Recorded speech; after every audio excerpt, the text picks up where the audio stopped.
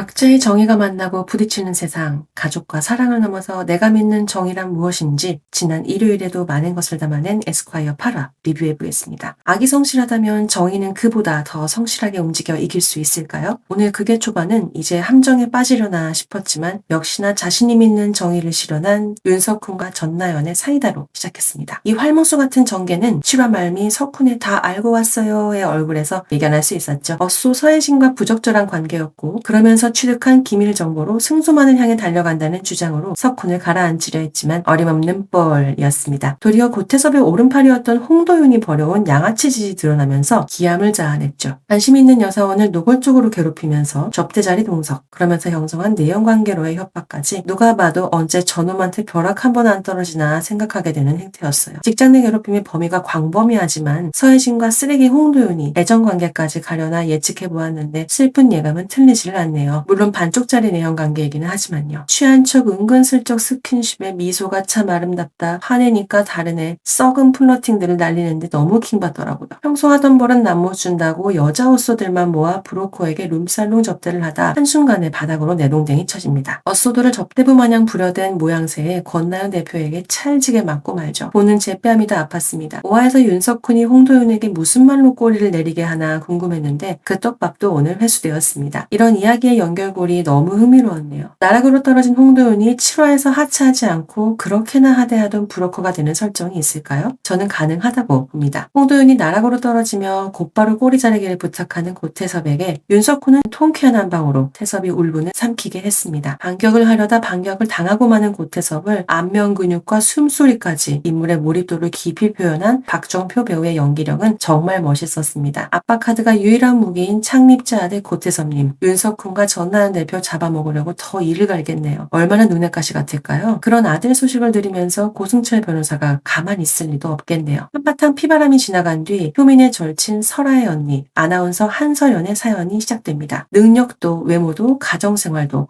그 어느 것 하나 모자람 없이 사람들의 추앙을 받는 설연이었지만 속상하게도 남편으로 인한 가정폭력 피해자였습니다. 픽션이길 바라지만 이미 우리나라에서도 한 차례 떠들썩하게 다뤄진 실화이기도 하죠. 매맞는 여성 증후군을 보이는 한설연은 장기화된 가정폭력에 노출되어 우울증과 수면장애, 불안장애를 동반했고 졸피뎀과 디아제팜을 복용 중에 있었습니다. 이 두 약은 복용 시 기억상실과 같은 장애가 발생할 수 있고 특히 디아제팜은 공격성을 증가하기도 합니다. 안타깝게도 약물 부작용으로 상상도 못할 기억상실과 제어되지 않는 공격성이 발현되며 남편 폭행 현행범으로 체포되고 맙니다. 이런 한설연을 위해 윤석훈과 강효민이 사건을 대리합니다. 윤석훈은 심신미약을, 강효민은 심신상실을 주장하자고 하는데요. 대한민국 형법 10조에서는 심신상실과 심신미약에 대해 규정하고 있습니다. 심신상실은 심신장애로 인하여 사물을 변별할 능력이 없거나 의사를 결정할 능력이 없는 경우로 형사처벌을 면합니다. 심신미약은 심신장애로 인하여 전항의 능력이 미약한 자의 행위로 형사처벌의 감형사유가 됩니다. 이에 따라 형사처벌을 받느냐 안 받느냐, 유죄냐 무죄냐가 판별되죠. 비슷한 설정으로 19년작 드라마 봄밤에서 한지민 이정인 역의 큰언니 이서인 이야기가 있습니다. 아나운서였던 이서인은 정신과 약물을 복용하지 않았지만 지독한 폭력에 대한 증거들을 차근차근 모아 악마 같은 남편에게서 벗어날 때 스스로를 지킬 방패로 사용합니다. 드라마 굿파트너에서는 내가 죽어야 끝날 것 같다던 피해자가 끝내 가정폭력으로 세상을 떠나고 말죠. 죽을 만큼 팼는데 아직 안 죽었네 라고 말하는 가해자의 말은 레전드로 남아있습니다. 한설연은 약물 부작용으로 블랙아웃이 돼 원더우먼이 된 스스로를 보며 묘한 희열감을 느낍니다. 경우에 따라서 몰랐던 힘을 발휘하는 스스로를 보고 웃는 피해자의 모습이 기괴하게 느껴질 수도 있을 것 같습니다. 저조차도 피해자가 할 수 있는 최선으로 증거를 모아 법적으로 대응하는 전개에 익숙하기 때문에 원더우먼이 되고자 알면서도 스스로를 제어할 수 없는 상태로 몰아넣은 한설연의 선택, 적극 지지하기가 어렵더라고요. 박미연 작가가 변호사로서의 도구마에 빠지지 않고 스스로가 믿는 정의를 실현하는 사람으로 성장하는 이야기를 맥락으로 잡았다 해도 쉽지 않았네요. 뭐랄까, 의뢰인의 이익을 최우선으로 의뢰인의 편에 서는 게 변호사라는 걸 머리로는 알겠는데 쓰디쓴 뒷모습을 알게 된 기분이랄까요? 의뢰인이 가정폭력 피해자라도 말이죠. 여러분은 어떠신가요? 윤석훈의 오른팔과 왼팔인 이진우 허민정 변호사의 개인 서사는 8화에서도 ING입니다. 가족 플러팅까지 하는 진우에게 민정도 기대어 오는데 이 똑쟁이들이 법정에서 일하는 모습도 보고 싶네요. 연기력이 너무 좋은 이 두 분, 러브라인으로만 소문 마시고 작가님, 송무팀의 이 율벤저스 일 좀 시켜주세요. 우화에서는 응급 상황에서 최선을 다한 의사가 환자 사망 뒤 살인죄로 고발될 위험에 빠진 사건을 예고하고 있습니다. 치료 도중 환자가 사망하는 사고에 대해 법원이 의료진의 과실을 인정하는 판결이 잇따르면서 필수 의료를 위축시킬 수 있다는 우려의 목소리가 연일 이어지고 있죠. 예고편과 미리 보기의 고리들을 이어보자면 의사 최지수 씨는 비행기 안에서 가슴을 움켜쥐고 쓰러진 김병수에 대해 응급조치를 진행하지만 사망하고 맙니다. 실제로 항공기가 고도 비행을 할 경우 낮은 산소 분압으로 관상동맥 질환, 폐질환, 뇌혈관 질환이 있는 분들에게 문제가 될 수 있다고 명시하고 있습니다. 의사 최지수 씨가 응급조치한 김병수 씨가 심하고 중한 상태의 심장질환 환자이거나 거대한 종격동 종양이 있는 등 원칙적으로 항공여행에 부적합한 경우였을 겁니다. 살인죄로 기소된 의사 최지수 씨의 변론 준비 과정에서 강효민이 환자 김병수 씨가 기저질환이 있었다고 찾아내는 걸 보면 말이죠. 과거 기저질환의 정도가 심해졌을 때 내원을 했지만 의사 최지수에게 기대하던 의료적 조치를 받지 못하면서 악연이 시작되죠. 죽이자는 게 아니라 죽을 사람은 그냥 죽게 두자는 겁니다. 라고 말하는 최지수의 주장에서 의료윤리의 충돌이 발생합니다. 1979년 처음 출간된 Principle of Biomedical Ethics에서는 의료윤리 4대 원칙 중 정의의 원칙으로 의료자원은 공정하게 배분되어야 한다 이야기합니다. 어느 환자에게 우선적으로 치료할 것인가는 공정해야 한다는 점이죠. 코로나와 같은 위기 상황에서는 더욱 환자 우선순위 결정이 윤리적 논란을 일으킵니다. 그렇게 시작된 악연이라면 사망한 김병수 씨 본인이거나 최소한 가족이었기 때문에 사망에 대한 책임을 이악 물고 살인죄로 묻고 싶어 할 것 같습니다. 효민이 윤석훈이 늘 말하는 한 방을 찾아냈으니 살인죄로 고발할 위험에 빠진 의뢰인을 구하는 키가 될 겁니다. 더불어 윤림의 정의를 위해 무한질주하는 권나연 대표를 향한 고인물들의 행보도 계속됩니다. 윤석훈에게 그랬던 것처럼 이 대표 약점을 찾는 하이에나들이 협심하겠네요. 정의로운 사람에게 가장 치명적인 공격은 그 도덕성에 흠집을 내는 것이죠. 가족이든 일적으로든 나연과 관련된 모든 것들을 탈탈 털어낼 것 같습니다. 나연이 사내 정치에 피바람에 몰려 파견되었던 AI 반도체 스타트업 하이니코어가 급작스럽게 매각 처리되는데 고심하는 전 대표를 활용해 나연을 나락으로 떨어뜨릴 가능성도 있습니다. 말로만 뒷방 고문인 고승철이 좀 앞당겨야겠다고 말한 계획이 결국 본인 또는 아들 고태섭이 말끔하게 정리되어 경쟁력을 갖춘 윤림의 주인이 되는 거라면 너무 뻔한가요?